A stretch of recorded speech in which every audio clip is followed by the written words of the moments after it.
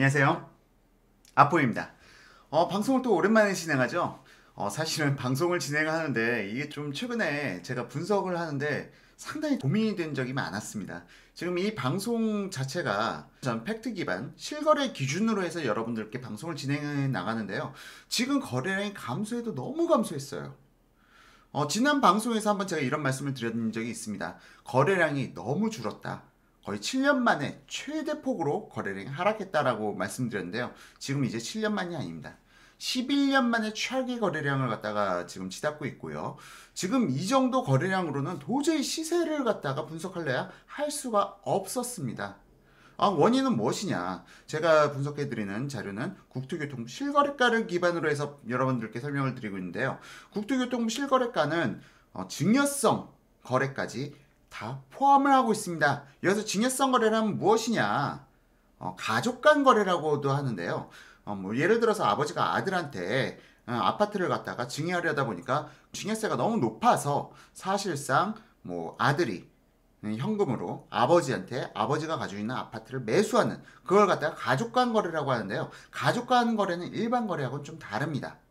가족 간 거래는 일반적으로 시세 대비해서 30% 정도 가격을 낮춰서 거래를 해도 세법상 문제가 없는 것으로 나타나거든요. 그렇기 때문에 일반 시세 대비해서 30% 정도 낮은 가격에 거래가 된 것들은 대부분 다 가족 간 거래라고 여러분들께서 인지하시면 좋을 것 같아요. 요즘 신문기사에서 난리가 났어요. 뭐 주택가격이 30%가 폭락했다, 뭐 20%가 폭락했다. 그런데 그런 것들은 대부분 가족 간 거래일 가능성이 높다라는 부분 여러분들께서 알아두시면 좋겠죠. 자, 어쨌든 언론이 휘둘리는 쪽에 너무 휩쓸리지 마시고 이런 내용들을 디테일하게 안다면 여러분들께서도 언론 기사들을 볼 때 맹목적으로 믿을 게 아니라 나의 주관을 가지고 나만의 인사이트를 가지고 신문 기사를 보실 수가 있을 겁니다. 자, 어쨌든 말이 잘 좀 샜는데요. 지금 현재 가족 간 거래는 늘어나고 그러니까 증여성 거래는 늘어나고 실질적으로 일반 거래는 너무 줄다 보니까 시세라는 걸 갖다 파악하기가 너무도 어려웠습니다. 그래서 좀 계속 그 실거래가를 가지고 씨름하다 보니까 요즘 최근에 여러분들께 방송을 자주 못 드린 점은 사과드리고요. 자, 그럼 거래량이 줄었는데 지금 11년 만에 거래량이 최대폭 감소했다 라고 말씀을 드렸어요. 그런데 이 수준이 과연 어느 정도로 거래량이 막 무너졌길래 아포유가 이렇게까지 얘기나 하는 것일까? 이 부분 다음 차트를 통해서 여러분들께 설명드리도록 하겠습니다. 더불어서 지금 현재 이 거래량 지금 바로 11년 전 거래 패턴과 상당히 유사한 점들이 많이 나타나요. 여기서 우리가 체크 포인트가 무엇인지 그리고 우리가 주택을 매수 혹은 매도 전략은 무엇인지 지금 단기적인 차원에서 여러분들께 설명을 해드리도록 하겠습니다. 자, 그럼 본격적으로 오늘 방송 시작하도록 하겠습니다.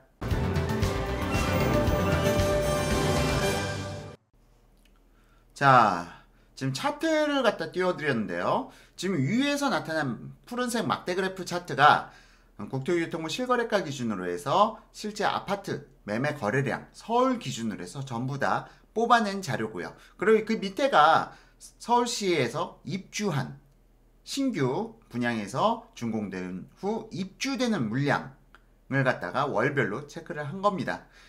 지금 각각 서로 비교해서 보실 수 있도록 위아래 연도 맞춰서 지금 표기를 해 놨고요. 자, 일단 위에 파란색 차트부터 보실게요. 자, 파란색 차트를 보시게 되면은 지금 현재 거래량을 쭉 보게 되면은 거래량이 보통 6,000건에서 9,000건 사이를 갖다가 오가고요. 그리고 3,000건 안팎에서 거래가 될 때도 있었습니다. 뭐 그때 지난 방송들에서 말씀드렸죠. 이렇게 거래량이 3,000건 안쪽으로 거래량이 발생된 거는 거의 거래량이 전멸 상태에 들어선 시기를 말한다 라고 지난 방송에서 한번 설명드린 바 있었고요. 자, 지금 그런 거래량은 어떻게 되느냐? 2018년 11월 기준으로 해서 거래량이 서울에 1772건이 나타났습니다. 2018년 11월 지금 현재 거래량 1772건으로 나타나는데 이게 지금 실거래 신고 의무기일 60일의 갭을 갖다가 감안한다 하더라도 뭐 이제 거의 95% 이상 취합된 수치라고 봐야 될 거고요. 아마도 뭐 이게 100% 다 취합된다고 해도 지금 2,000건을 넘지 못할 정도로 거래량이 너무 심각하게 위축되었습니다. 그리고 12월 달에는 지금 현재 1147건, 물론 이건 취합이 아직 뭐 한 30% 정도는 더 이루어질 것이기 때문에 뭐 약 1600건까지 올라갈 수 있지 않을까 기대해 보는데요. 뭐 지금 제가 지난 방송들에서도 말씀드렸다시피 거래량은 1월 달이 바닥을 찍을 가능성이 상당히 높습니다. 1월이 거래량이 바닥이 될 가능성이 높고요. 1월 달 거래량이 아마 제 예상치로는 한 1300건, 1400건 정도 수준까지 떨어지지 않을까. 뭐 그렇게 추정이 되고 있어요. 자, 그런데 이 정도의 거래량이 폭감한 거, 지금 3000건도 아니고 2000건 밑으로 거래량이 폭감한 적은 지금 사실상 2008년 이후로 최초입니다. 2008년이면 벌써 11년 전이죠. 11년 전의 상황과 거의 유사하다. 자, 11년 전이면 언제죠? 지금 차트 보시면은 2008년 하반기의 상황과 비슷하다고 볼 수가 있겠죠. 2008년 하반기 8월 보게 되면은 거래량이 1849건까지 떨어지고요. 그리고 4개월 후 11월에는 1163건까지 떨어져요. 거래량이. 3000건 밑으로 거래량이 떨어지게 되면은 그거는 거래 실종 사태다라고 말씀드렸었는데 1163건의 거래량이 발생됐었다. 거래가 거의 아예 발생되지 않았다. 서울에서는. 이때는 가격을 낮춰도 거래가 안 되는 시기. 그러니까 3000건 안팎의 거래가 발생될 때는 그나마 가격을 낮추면 거래는 이루어져요. 하지만 2000건 안쪽으로 거래가 발생될 때는 가격을 낮춰도 거래가 안 됩니다.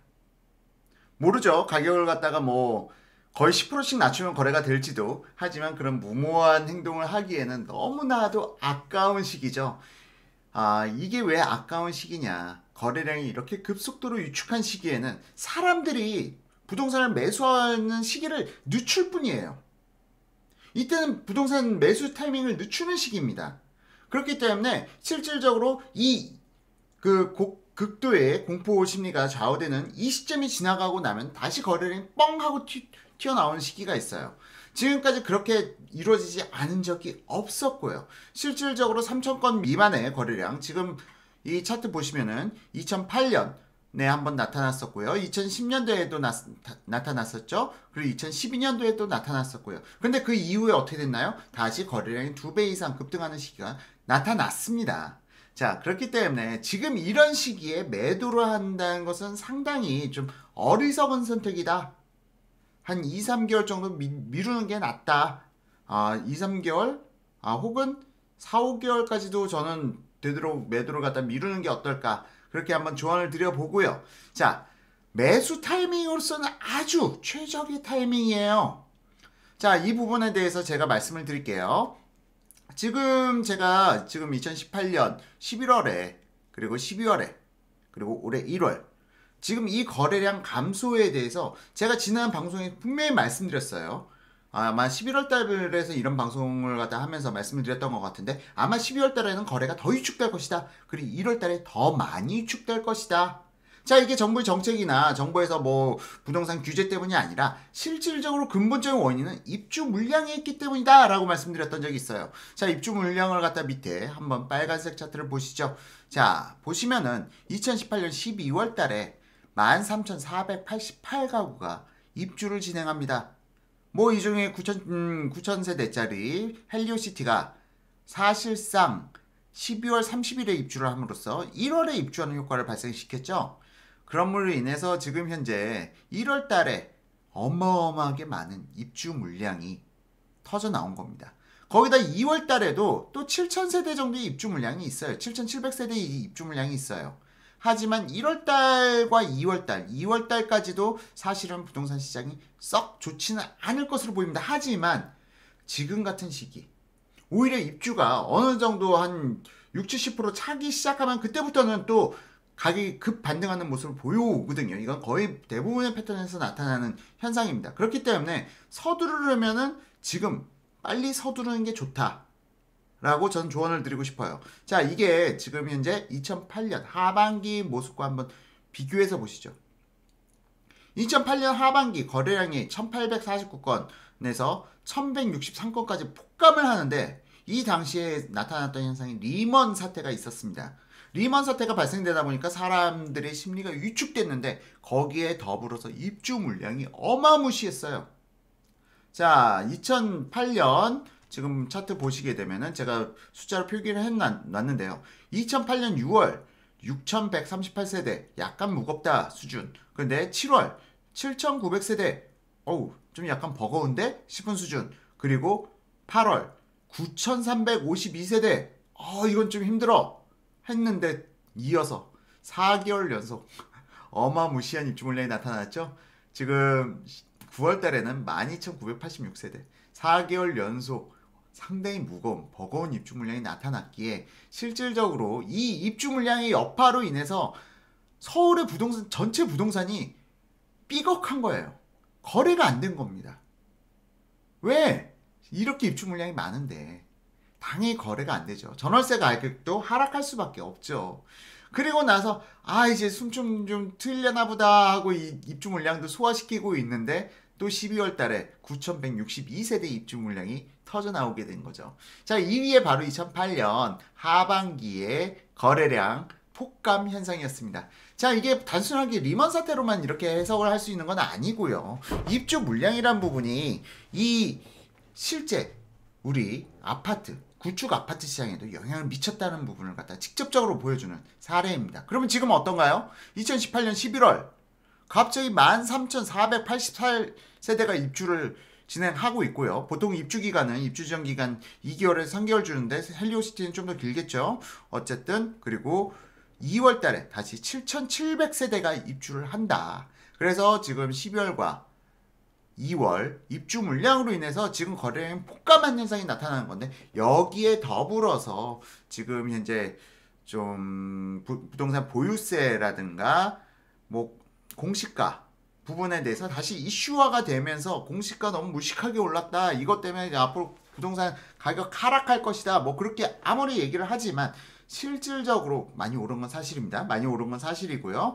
지금 제가 매수를 권하는 분들은 투자자분들이 아닙니다. 실수요자분들이 지금 매수를 노리셔야 되는 타이밍이고 투자자분들한테는 저는 현금 유동성 확보하는 시기라고 좀 말씀드리고 싶어요. 어쨌건 위 아래 차트를 갖다 비교해 봤을 때 입주 물량이라는 차원에서 2008년 하반기와 지금의 상황이 너무나도 유사하게 나타난다. 자, 그러면 이 입주 물량이 거치고 나면 이 입주 물량이 70% 정도 입주가 되고 나면은 그때부터는 가격이 다시 급등하는 현상을 갖다 나타낸다고 제가 말씀드렸죠. 그 급등하는 현상이 나타나게 되면 다시 거래량은 또 가격이 바닥일 때 사람들은 안 사고 거래량이 급등할 때 사람들이 쫓아가기 시작해요. 자, 그런 의미에서 봤을 때 지금이 바닥이다 라고 말씀을 드리고 싶어요. 지금 1월, 2월 더구나 부동산에서 뭐 이거는 야사죠. 야사로 돌아다니는 이야기. 뭐 구정의 법칙.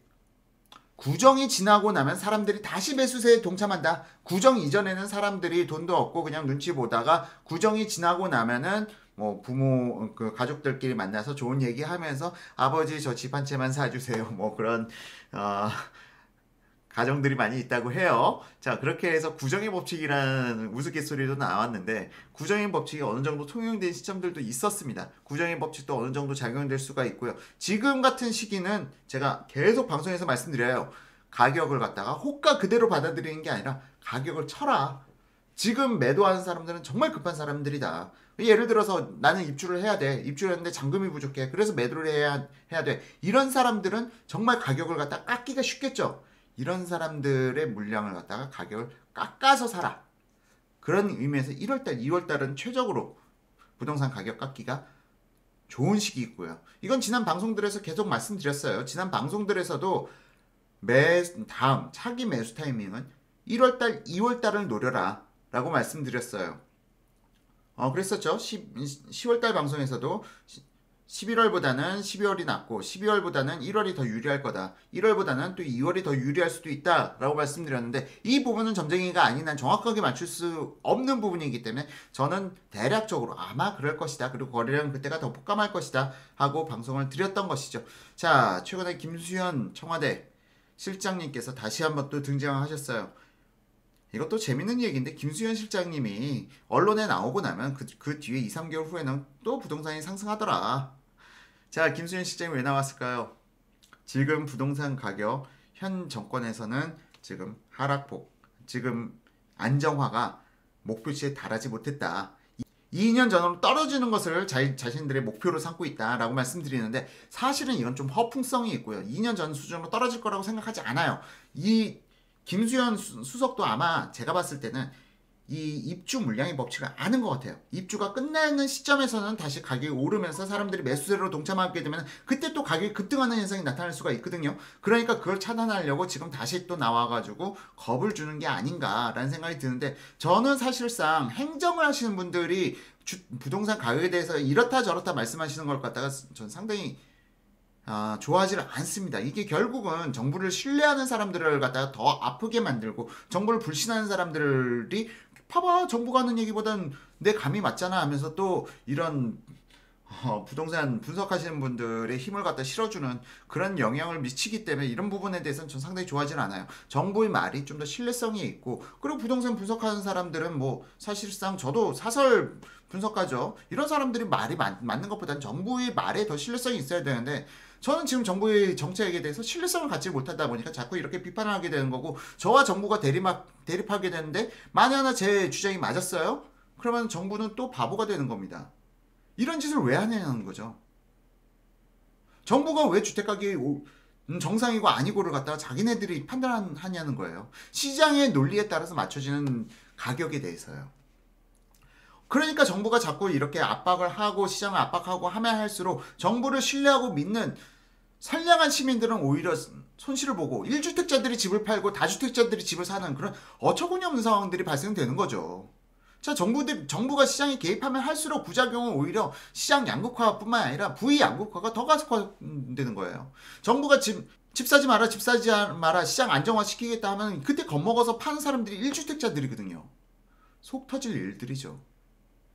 자, 어쨌든 지금 현재 2019년 부동산 시황 최악의 시기입니다. 2019년 1월 지금 현재로서 거래량 약 350건이 발생된 걸로 나와요. 물론 이건 한 30%밖에 취합이 되지 않은 자료이지만 30%? 25%? 뭐 이게 지금 1,400건 까지는 거래량이 올라올 거라고 보고 있어요. 1월달 거래량도 100% 취합되면 1,400건까지 올라올 것으로 보고 있는데 거래량이 거의 뭐 10년 전 수준으로 11년 전 수준으로 위축된 수준이다. 지금 같은 시기에는 매도하려고 해도 매도가 안 된다. 너무 급하신 분들은 가격 다운해서라도 파셔야겠지만 그렇게 급하신 분들이 아니라면 지금 같은 때 매도하는 것은 정말 어리석은 행위다 라고 저는 보고 있습니다.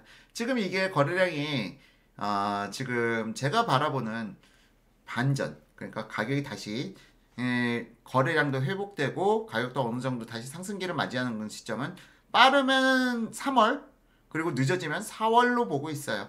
3월에서 4월 정도가 다시 한번 가격 반등이 나타나고 거래량이 어느 정도 살아날 수 있는 그런 시기라고 전 판단하고 있습니다. 자, 이걸 갖다가 지금 2008년 하반기 상황과 맞춰보게 되면은 2018년 하반기 그 극심한 거래량 침체기를 갖다가 극복하고 나서 거래량이 다시 8배 이상 증가하는 시기를 맞이하게 됩니다. 자, 그런데 다만 2008년 하반기 상황과 지금의 상황이 다른 점이 있어요. 2008년 하반기 상황에서는 거래량 폭감과 더불어서 리먼 사태라는 경제 위기가 있었고 또한 리먼 사태 외적으로도 기존의 급등한 가격에 대한 피로도가 누적됐던 시기였어요. 자, 이런 부분을 갖다 종합적으로 정부에서도 고려해서 이 시기에는 MB 정권 시기입니다. 이명박 정권 시기 때 지난 참여정부에서 걸쳐놨던 부동산 보유세라든가 종부세라든가 그 비율을 갖다 좀 많이 완화시켜줬어요. 이명박 정부가 들어섰다고 해가지고 기존 참여정부 그러니까 노무현 정부 때 만들어놨던 부동산 규제를 다 철폐했던 건 아니고 좀 완화시켜주는 부분도 있었고 일시적으로 양도세 면제라든가 뭐 그런 유예기간도 주었었고 그렇기 때문에 거래량이 갑자기 급등하는 그런 모습을 보였었는데 지금 현재 상황은 꼭 그렇지만은 않다. 현 정부에서 절대 부동산 아무리 지금 부동산 경기가 무너지고 실질적으로 뭐 부동산 중개업자분들 뭐 파산하고 뭐 그런 일이 발생되더라도 우리들은 결국 부동산을 부양할 생각이 전혀 없다라고 천명을 했기 때문에 지금 상황이 아마 2009년도만큼 거래량이 다시 급격하게 회복하는 그런 모습을 보이긴 쉽지는 않습니다만 실질적으로 앞서 말씀드렸죠. 실질적으로 지금 부동산을 매수하지 않는 게 아니라, 부동산 매수를 포기한 게 아니라 매수를 미루고 있는 사람들이 나중에 누적돼서 갑자기 쏟아져 나오는 현상이 나타나는 시점이 오게 됩니다. 그게 전 앞서 말씀드렸다시피 3월 혹은 4월이 되지 않을까 그렇게 보고 있는 거고요. 이 거래량이 지금 1월과 같이 부동산 침체가 6개월 이상 이어지기는 쉽지 않다. 그런 사례도 존재하지 않는다.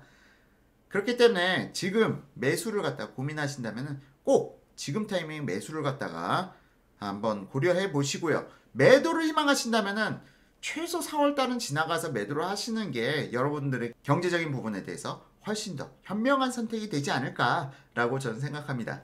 자, 이상으로 오늘 방송 거래량에 대해서만 지금 설명을 드렸어요. 거래량과 입주 물량의 상관관계, 그리고 지금 11년 전의 상황과 지금 상황이 몹시도 유사하다. 그리고 이 지금 줄어든 거래량은 반드시 반등한다.